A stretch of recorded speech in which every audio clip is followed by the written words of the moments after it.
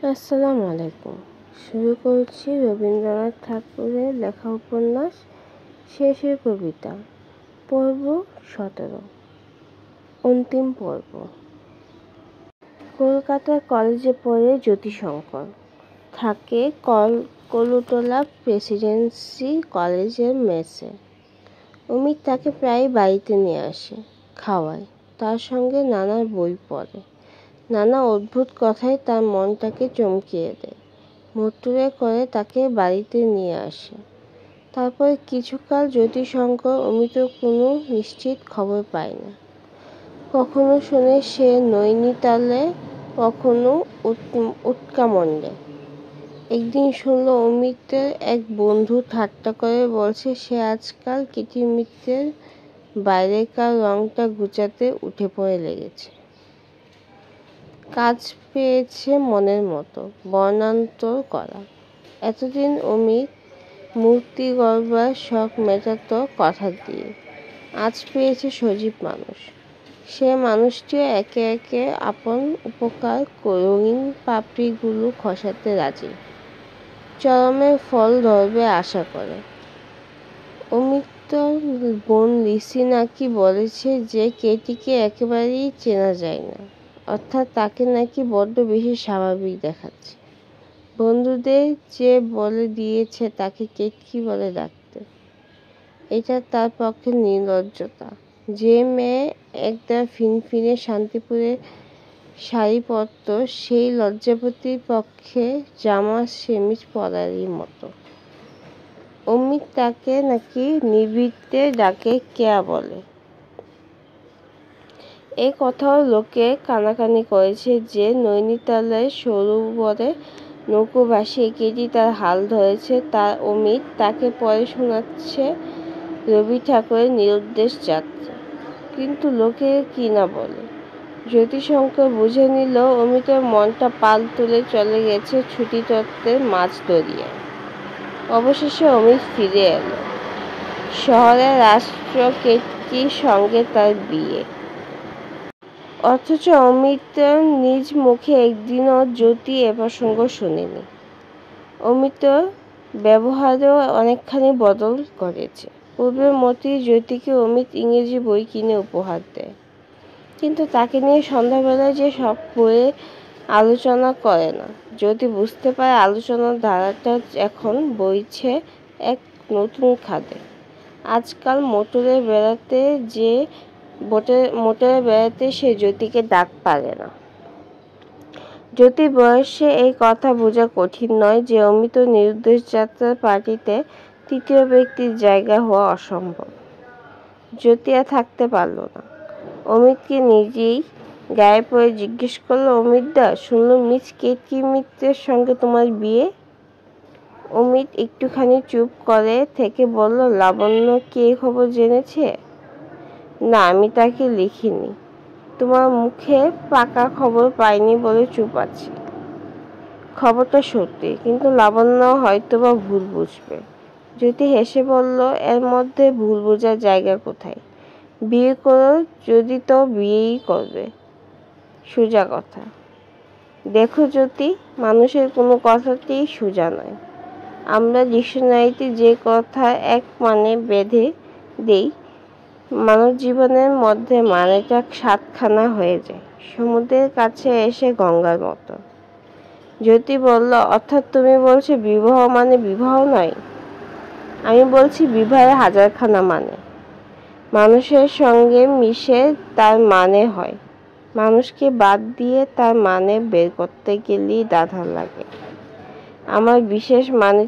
তোমার বিশেষ মানেটাই বলো না। সংজ্ঞা দিয়ে বলা যায় না, জীবন দিয়ে বলতে হয়। যদি বলি ওর মূল মানেটা ভালোবাসা, তাহলে আর একটা কথায় গিয়ে বলবো ভালোবাসা কথাটা বিবাহ কথার চেয়ে আরো বেশি জানতো। তাহলে অমিতদা, কথা বন্ধ করতে হয় যে। কথা কাঁধে নিয়ে মানের পিছন পিছন ছুটবো, আর মানেটা বায়ে তাড়া করলে ডাইনে, আর ডাইনে তাড়া করলে বায়ে মারবে দৌড়। এমন হলে তো কাজ চলে না। ভায়া, মন্দ বলোনি। আমার সঙ্গে থেকে তোমার মুখ ফুটেছে। সংসারে কোনো মতে কাজ চালাতেই হবে, তাই কথায় নেহাত দরকার। যেসব সত্যকে কথার সঙ্গে কুলোই না, ব্যবহারে হাঁটে তাদেরই ছাড়ি। কথাটাকে জাহির করি, উপায় কি? তাতে বুঝা পড়াটা ঠিক না হোক, চোখ বুঝে কাজ চালিয়ে নেওয়াটা যায়। তবে কি আজকের কথাটা একেবারেই খতম করতে হবে? এই আলোচনাটা যদি নিতান্তই জ্ঞানের গরজে হয়, প্রাণের গরজে না হয়, তাহলে খতম করতে দোষ নেই। ধরে নাও না প্রাণের গরজই, সাবাস। তবে শোনো, এখানে একটু পাট টিকা লাগালে দোষ নেই। অমিতের ছোট বোন লিসি স্বহস্তে ঢালা চা জ্যোতি আজকাল মাঝে মাঝে প্রায় পান করে আসছে। অনুমান করা যেতে পারে যে সেই কারণেই ওর মনে কিছুমাত্র ক্ষোভ নেই যে অমিত ওর সঙ্গে অপরাহ্নে সাহিত্যালোচনা এবং সায়াহ্নে মোটরে করে বেড়ানো বন্ধ করেছে। অমিতকে ও সর্বান্তঃকরণে ক্ষমা করেছে। অমিত বলে, অক্সিজেন একভাবে বয় হাওয়া অদৃশ্য থেকে, সে না হলে প্রাণ বাঁচে না। আবার অক্সিজেন আর একভাবে কয়লার সঙ্গে যোগে জ্বলতে থাকে, সে আগুন জীবনের নানা কাজে দরকার, দুটো কোনোটাকে বাদ দেওয়া চলে না। এখন বুঝতে পেরেছ? সম্পূর্ণ না, তবে কি না বুঝবার ইচ্ছা আছে। যে ভালোবাসা ব্যপ্তভাবে আকাশে মুক্ত থাকে, অন্তরের মধ্যে সে দেয় সঙ্গ। যে ভালোবাসা বিশেষভাবে প্রতিদিনের সব কিছুতে যুক্ত হয়ে থাকে সংসারে, সে দেয় আসঙ্গ। দুটোই আমি চাই। তোমার কথা ঠিক বুঝছি কি না সেইটা বুঝতে পারি না। আর একটু স্পষ্ট করে বলো অমিতদা। অমিত বলল, একদিন তোমার সমস্ত ডানা মেলে পেয়েছিলাম আমার উদার আকাশ। আজ আমি পেয়েছি আমার ছোট্ট বাসায়, ডানা গুটিয়ে বসেছি, কিন্তু আমার আকাশও রইল। কিন্তু বিবাহ তোমার ওই আসঙ্গ কি একত্রে মিলতে পারে না? জীবনে অনেক সুযোগ ঘটতে পারে, কিন্তু ঘটে না। যে মানুষ অর্ধেক রাজত্ব আর রাজকন্যা একসঙ্গে মিলিয়ে পায়, তার ভাগ্য। যে তা না পায়, দৈবক্রমে তার যদি ডান দিক থেকে মেলে রাজত্ব আর বাঁ দিক থেকে মেলে রাজকন্যা, সেও বড় কম ভাগ্য নয়। কিন্তু তুমি যাকে মনে করো রোম্যান্স, সেটিতে কমতি পড়ে একটুও না। গল্পের বই থেকে রোম্যান্সের বাধা বরাদ্দ ছাঁচে ঢালাই করে জোগাতে হবে নাকি? কিছুতেই না। আমার রোম্যান্স আমি সৃষ্টি করব। আমার স্বর্গেও রয়ে গেল রোম্যান্স, আমার মর্তেও ঘটাবো রোম্যান্স। যারা ওর একটাতে বাঁচাতে গিয়ে আরেকটাতে দেউলে করে দেয়, তাদেরই তুমি বলো রোমান্টিক।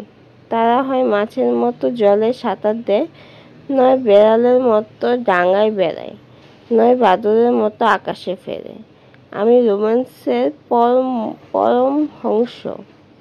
ভালোবাসার সত্যকে আমি একই শক্তিতে জলে স্থলে উপলব্ধি করব, আবার আকাশেও।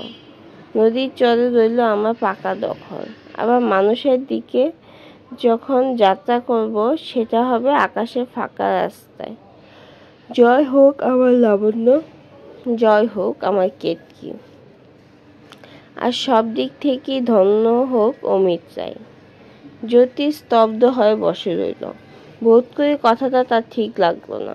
অমিত তার মুখ দেখে ঈষৎ হেসে বলল, দেখো ভাই, সব কথা সকলের নয়। আমি যা বলছি হয়তো সেটা আমারই কথা, সেটাকে তোমার কথা বলে বুঝতে গেলেই ভুল বুঝবে, আমাকে গাল দিয়ে বসবে। একের কথার উপর আরেক মানে চাপিয়ে পৃথিবীতে মারামারি খুনাখুনি হয়। এবার আমার নিজের কথাটা স্পষ্ট করি না হয় তোমাকে বলি, রূপক দিয়ে বলতে হবে, নইলে এইসব কথার রূপ চলে যায়। কথাগুলো লজ্জিত হয়ে ওঠে। কেতকীর সঙ্গে আমার সম্বন্ধ ভালোবাসারই, কিন্তু সে যেন গড়ায় তোলা জল, প্রতিদিন তুলব, প্রতিদিন ব্যবহার করব।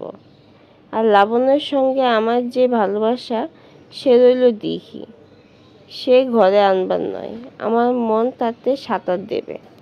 জ্যোতি একটু কুণ্ঠিত হয়ে বলল, কিন্তু অমিতদা, দুটোর মধ্যে একটা কি বেছে নিতে হয় না? যার হয় তারই হয়, আমার হয় না। কিন্তু শ্রীমতী কেতকী যদি, তিনি সব জানেন, সম্পূর্ণ বুঝেন কি না বুঝতে পারি না, কিন্তু সমস্ত জীবন দিয়ে এইটাতেই তাকে বুঝাবো যে তাকে কোথাও ফাঁকি দিচ্ছে না। এও তাকে বুঝতে হবে যে লাবণ্যর কাছে তিনি ঋষি। তা হোক, শ্রীমতী লাবণ্যকে তো তোমার বিয়ের খবর জানাতে হবে। নিশ্চয়ই জানাবো, কিন্তু তার আগে একটি চিঠি দিতে চাই। সেই তুমি পৌঁছিয়ে দেবে? দেব। অমিতর এই চিঠি। সেদিন সন্ধ্যাবেলা রাস্তায় শেষে এসে যখন দাঁড়ালুম, কবিতা দিয়ে যাত্রা শেষ করেছি। আজও এসে থামলুম একটা রাস্তার শেষে। এই শেষ মুহূর্তটির উপর একটা কবিতা রেখে যেতে চাই। আর কোনো কথার ভাস হইবে না। হতভাগা নিবারণ চক্রবর্তীতে যেদিন ধরা পড়েছে সেদিন মরেছে, অতি শৌখিন জলচর মাছের মতো। তাই উপায় না দেখে কুমারী কবির উপর ভার দিলুম আমার শেষ কথাটা তোমাকে জানাবার জন্য। তব অন্তর্ধান পটে হেরি, তব রূপ চিরন্তন, অন্তরে অলক্ষ লোকে তোমার অন্তিম আগমন। লোভিয়াছি চির স্পর্শমণি, আমার শূন্যতা তুমি পূর্ণ করে গিয়েছি আপনি। জীবন আধার হলো, সেই ক্ষণে পাইনু সন্ধান। সন্ধ্যার দেউলদীপ, চিত্তে মন্দির তপদান। বিচ্ছেদে হোমবহ্নি হতে পূজামূর্তি করি প্রেম দেখা দিল দুঃখের আলোতে মিতা। তারপরও আরো কিছুকাল গেল। সেদিন কেতকী গেছে তার বোনের মেয়ের অন্নপ্রাশনে। অমিত গেল না। আরাম কেদারায় বসে সামনের চৌকিতে পা দুটো তুলে দিয়ে উইলিয়াম জেমসের পত্রাবলী পড়ছে। এমন সময় জ্যোতিশঙ্কর লাবণ্যর লেখা এক চিঠি তার হাতে দিল। চিঠির এক পাত্রে শোভনলালের সঙ্গে লাবণ্যর বিবাহের খবর। বিবাহ হবে 6 মাস পরে, জ্যৈষ্ঠ মাসে, রামগড় পর্বতের শিখরে অপর পাতে। কালে যাত্রার ধ্বনি শুনিতে কি পাও, তারই রথ নিত্যই উধাও। জাগাইছে অন্তরিক্ষে হৃদয় স্পন্দন, চক্রের পৃষ্ঠ আধারে বক্ষ ফাটা তারার ক্রন্দন। ওগো বন্ধু, সেই ধাবমান কাল, জড়াইছে ধরিল মোরে ফেরি তার জাল। তুলে নিল দ্রুত রথে, দুঃসাহসী ভ্রমের পথে। তোমা হতে বহু দূরে, মনে হয় অজস্র মৃত্যুরে। পার হয়ে আসিলাম আজি নবপ্রভাতের শিখর চূড়ায়, রথের চঞ্চল বেগ হাওয়ায় উড়ায়। আমার পুরনো নাম, ফিরিবার পথ নাহি। দূর হতে যদি দেখো চাহি, পারিবে না চিনিতে আমায়। হে বন্ধু, বিদায়। কোনোদিন কর্মহীন পূর্ণ অবকাশে, বসন্ত বাতাসে, অতীতের তীর হতে যে রাত্রি বহিবে দীর্ঘশ্বাস, ঝরা বকুলের কান্না বেঁধিবে আকাশ। সেই ক্ষণে খুঁজে দেখো, কিছু মোর পিছে রহিল সে। তোমার প্রাণের প্রান্তে বিস্মৃতি প্রত্যুষে, হয়তো দিবে সে জ্যোতি, হয়তো ধরিবে কবু নাম, হারা স্বপ্নের মূরতি। তবু সে তো স্বপ্ন নয়, সবচেয়ে সত্য মোর সেই মৃত্যুঞ্জয়। সে আমার প্রেম, তারে আমি রাখিয়া এলাম। অপরিবর্তন অর্ঘ্য তোমার উদ্দেশ্য, পরিবর্তনের স্রোতে আমি যাই ভেসে। কালের যাত্রায়, হে বন্ধু, বিদায়। তোমার হয়নি কোনো ক্ষতি, মর্তের মৃত্তিকার মোর, তাই দিয়ে অমিত মরুতি। যদি সৃষ্টি করে থাকো তাহারই আরতি, হোক তব সন্ধ্যাবেলা পূজার সে খেলা। ব্যাঘাত পাবে না মোর পথে ম্লান স্পর্শ লেগে। তৃষ্ণার্ত আবেগ বেগে ভ্রষ্ট নাহি হবে তার কোনো ফুল নৈবেদ্যের থালে। তোমার মানস ভোজে সযত্নে সাজালে, যে ভাবরসের পাত্র বাণী তৃষায়, তার সাথে দিব না মিশায়ে, যা মোর ধূলির ধন, যা মোর চক্ষের জলে ভিজে, আজও তুমি নিজে হয়তোবা করিবে রচন, মোর স্মৃতিটুকু দিয়ে স্বপ্নাবিষ্ট তোমার বচন। ভাত তার না করিব না রহিব দায়, হে বন্ধু বিদায়। মোর লাগি করি না শোক, করিও না শোক, আমার রয়েছে কর্ম, আমার রয়েছে বিশ্বলোক। মোর পাত্র রিক্ত হয় নাই, শূন্যরে করিব পূর্ণ, এই ব্রত বহিব সদাই। উৎকণ্ঠ আমার লাগি কেহ যদি প্রতিক্ষিয়া থাকে, সেই ধন্য করিবে আমাকে। স্বর্গপক্ষ হতে আনি রজনীগন্ধার বৃন্তখানি, যে পারে সাজাতে অর্ঘ্যথালা কৃষ্ণপক্ষ রাতে। যে আমায় রাখিবে পাই অসীম ক্ষমায়, ভালো মন্দ মিলায়ে সকলই। এবার পুজোয় তারই আপনারে দিতে চাই বলি, তোমারে যা দিয়েছেন তার পেয়েছ সে নিঃশেষ অধিকার। হেথা মোর তিলে তিলে দান, করুণ মুহূর্তগুলি গণ্ডূষ ভরিয়া করে পান। হৃদয় অঞ্জলি হতে মম, ওগো তুমি নিরুপম। হে ঐশ্বর্যবান, তোমারে যা দিয়েছেন সে তোমারই দান। গ্রহণ করেছ যত ঋণী, তত করেছ আমায়, হে বন্ধু বিদায়। বন্যা।